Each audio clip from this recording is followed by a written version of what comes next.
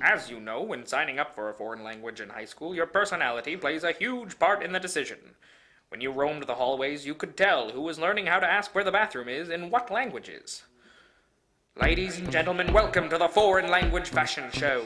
Up first, we have the French class prep. Yes, the French club prep. Joining the class in hopes he or she can make it to the annual French club trip to Paris, where he or she can pathetically attempt to speak in the native tongue, see the sights, and make out with a member of a local waitstaff.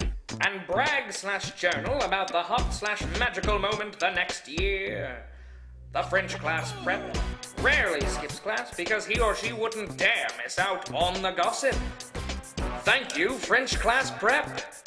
Up next, we have the Latin Club Geek. Yes, the Latin Club, where a dead language and a dead social life meet. While they aren't looking up the pluperfect tense of verbs, they are gossiping about the Latin Club dance on Friday, which will go from 6 o'clock to question mark. The Latin Geek does not get discouraged in the mocking verbal spurs of how stupid it is to learn a dead language because he or she knows that the base knowledge will help them learn legal and medical terms slightly faster in law and med school. The Latin Club Geek dreams of sharing his inhaler with that special someone, making a perfect diorama of Caesar's assassination, and being invited to a toga party in college so they can explain the difference between a toga and a tunic. Thank you, Latin Club Geek.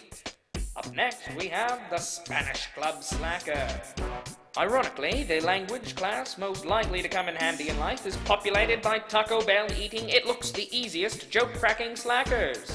With a backwards hat, blank stare, and devil-may-care attitude, the Spanish Club Slacker knows this class is not only an easy C, but also a gateway to pronouncing Mexican beers correctly during spring break. The Slacker also knows that class parties will ensue on Cinco de Mayo, Day of the Dead, and any time the cafeteria has leftover tacos. The Slacker spends most of class time looking up dirty words in Spanish and desperately trying to understand why Cinco de Mayo isn't on July 4th. Thank you, Spanish Club Slacker. And last but not least, the German Weird Kid.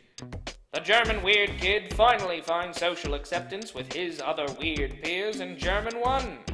Weird German kids like to stay in groups for safety and compare notes on why no one understands them.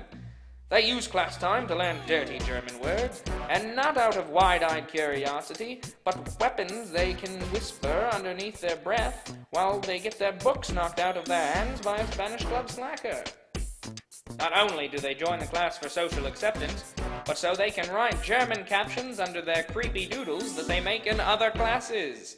Thank you, German Weird Kid.